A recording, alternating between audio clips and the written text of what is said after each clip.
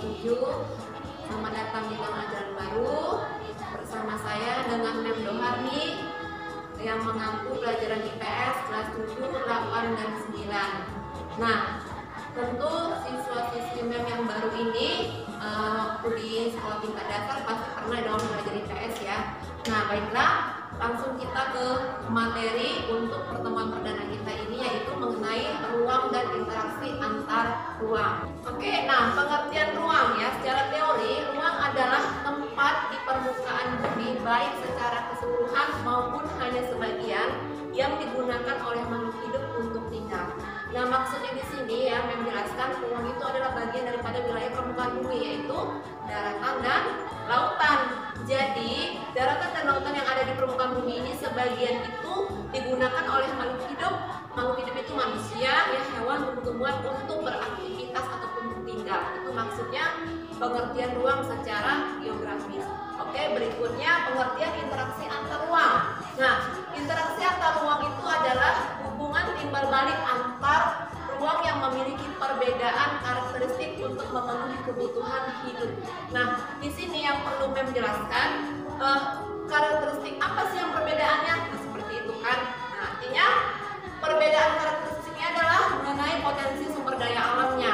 Jadi interaksi itu kan adalah hubungan timbal balik. Nah, setiap wilayah yang ada di permukaan bumi ini tidak memiliki perbedaan daripada potensi alamnya, sehingga untuk memenuhi daripada yang perbedaan tersebut manusia melakukan interaksi antar ruang. Oke, berikutnya. Nah, dalam interaksi keruangan memiliki beberapa syarat, yaitu yang pertama adalah syarat saling melengkapi ya, komplementari. Artinya berikutnya saling melengkapi yaitu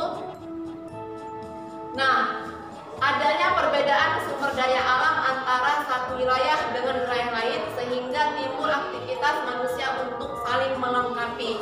Nah, contohnya di sini saya menjelaskan wilayah A surplus sayuran, wilayah B surplus ikan. Nah, karena wilayah A ini surplus sayuran, maka kelebihan daripada produk sayuran tersebut dia distribusikan ke wilayah B. Kenapa? Karena wilayah B itu kekurangan sayuran, seperti itu ya. Nah, kemudian wilayah B surplus ikan. Nah, kebalikannya wilayah B mendistribusikan kelebihan ikannya kepada wilayah A. Artinya saling melengkapi. Wilayah mana saja yang tidak memiliki sumber daya yang dibutuhkan, mereka saling melengkapi. Oke, balik ke berikutnya. Kemudian yang kedua, kesempatan intervensi. Nah, atau intervensi opportunity, yaitu adanya intervensi suatu wilayah baru untuk menyuplai kebutuhan dua wilayah yang saling berinteraksi sebelumnya. Yang jelaskan aja secara contoh. Misalnya, nah di sini ada wilayah baru yaitu wilayah C. Wilayah C ini dia kelebihan sayur dan ikan. Oke ya. Nah, kemudian ada wilayah sebelumnya yaitu wilayah A. Wilayah A surplus sayuran minus ikan, wilayah B surplus ikan minus sayuran.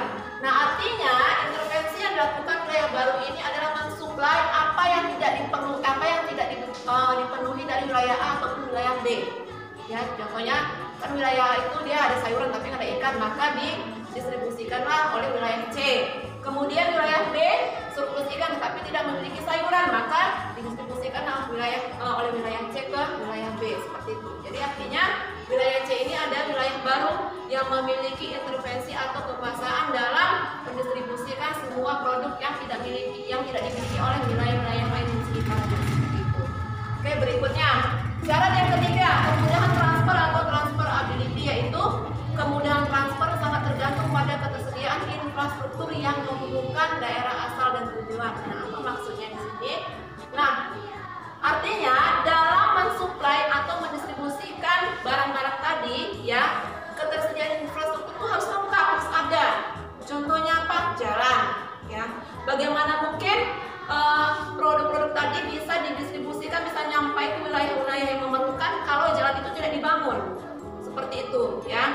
Atau misalnya melalui laut ya, naik kapal laut, seperti itu.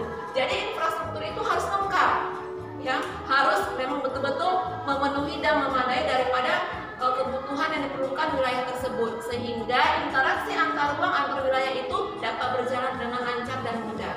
Gitu. Jadi kesimpulannya apa? Kesimpulannya, interaksi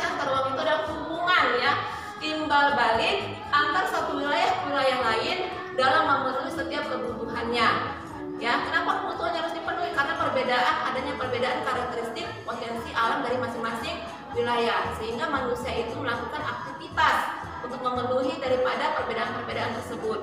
Nah, contohnya tadi saya ulang sekali lagi, wilayah A memiliki kelebihan ikan, ya, wilayah B memiliki kelebihan sayur. Jadi A sama B ini saling melengkapi.